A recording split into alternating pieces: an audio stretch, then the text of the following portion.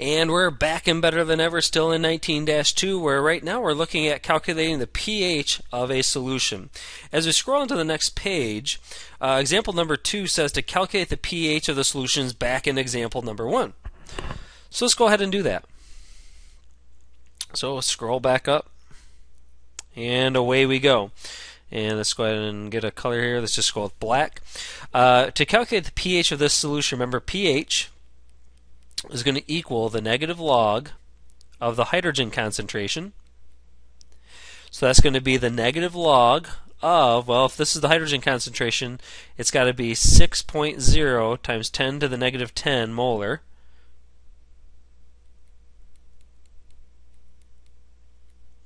Now, even before you perform this calculation, the exponent is a negative 10. So therefore, the pH is going to be right around 10. If this was 1 times 10 to the negative 10, well, then that would be just 10. However, you do have a number down here which is going to drive the pH a little bit lower. And so you do have to do this calculation, but you should be able to ballpark it right around 10. And in reality, this is going to be 9.22.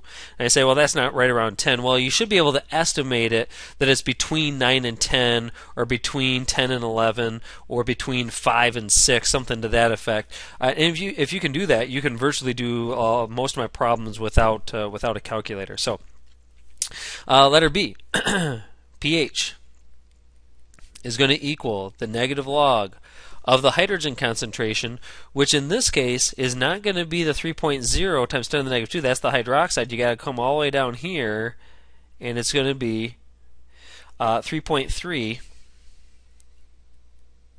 times 10 to the negative 13. So this is going to be right around 13, between 12 and 13. And in fact, if you perform that calculation, it is 12.48. 12.48. For letter C, scrolling down, you have a pH equal to the negative log of 2.0 times 10 to the negative 7. It's going to be right around 7, but a little bit less than that. It's going to be between 6 and 7 because you have a number out front here. And when you perform that calculation, it is 6.70.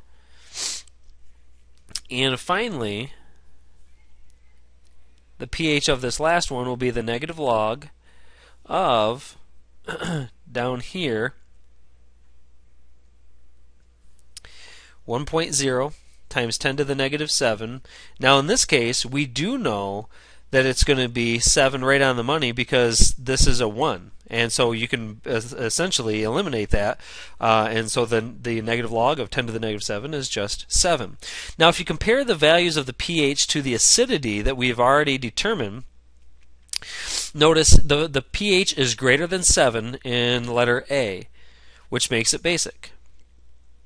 Well, we already said that it was basic over here based on the comparison of hydrogen to hydroxide, so we're good. For letter B, again, the pH is greater than 7, so the solution is basic. Well, that's again good because we've already determined it to be basic based on the hydrogen compared to the hydroxide. In letter C, the pH is less than 7. Less than 7 means that it's got to be acidic. Well, we've already determined that to be so. And of course, the pH of 7 is neutral, and we've already determined that because hydrogen is the same as the hydroxide ion concentration. So far, so good. Now, as we scroll down, there's another concept that's very, very similar to pH, and that is what's called pOH. And as you can imagine, if pH equals the negative log of the hydrogen, the pOH is the negative log of the hydroxide concentrations. And so we're going to handle that the exact same way. It says, for example number 3, calculate the pOH of the solutions in example number 1.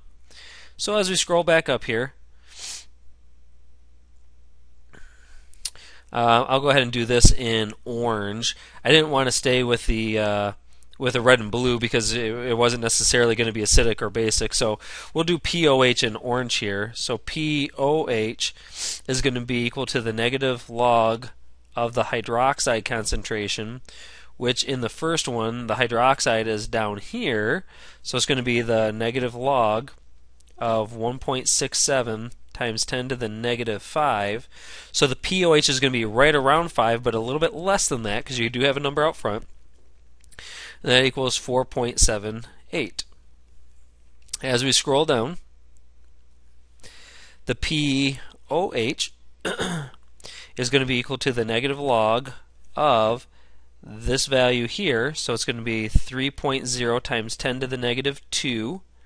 So the pOH is going to be right around 2, but it's going to be a little bit less than that, and it is in fact 1.52. Feel free to pause the podcast at any time if you want to try these ahead of me, and then you can double check your work. pOH is going to equal the negative log of, down here, 5.0 times 10 to the negative 8. It's going to be right around 8, but less than that, between 7 and 8. And that's going to be 7.30. And finally, the pOH of the last one, letter D, will be the negative log of this value here, 1.0 times 10 to the negative 7, which is, of course, 7. All right. Now, if you've noticed a relationship between the pH and the pOH, let's go ahead and take the notes on this first, and then I'm going to scroll right back up to this. The relationship is simply that the pH plus the pOH is going to equal 14 every time. And I'm going to change up here. Take a look. All the way up to the top. 9.22 plus 4.78.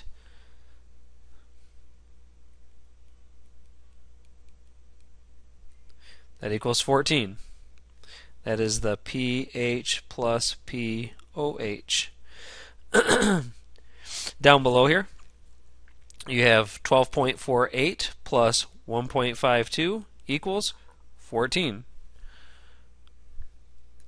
Down to the next one, the pH is 6.70, the pOH is 7.30, that equals 14.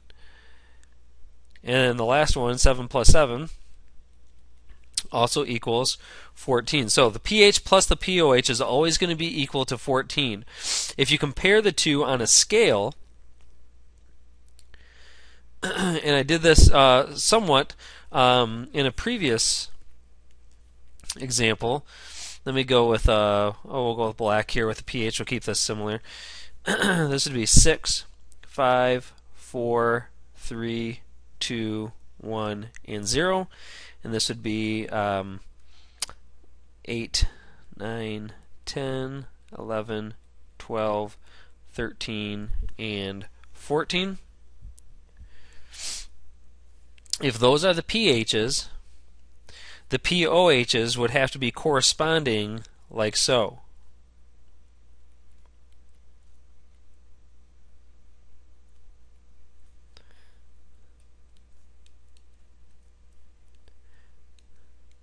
And so, obviously, this is just somewhat redundant, anything up here is going to be acidic. So we've already said that anything that's less than 7 on the pH scale is acidic, but the opposite is true for the pOH. Anything greater than 7 on the pOH scale would be considered acidic. Now, is that something that I memorized? No, it is not. But it is something that might be useful to know at some point. I will not memorize that. Of course, these solutions here are basic. And let's go with a darker green there. Of course, anything right in the middle there will be neutral. All right. So that's introducing us to the pH and the pOH scale. In the last podcast of this section, we're going to take a look at if you know one of the parameters, hydrogen, hydroxide, pH, or pOH, you can calculate all the others. And we'll be doing that in the next podcast. See you next time.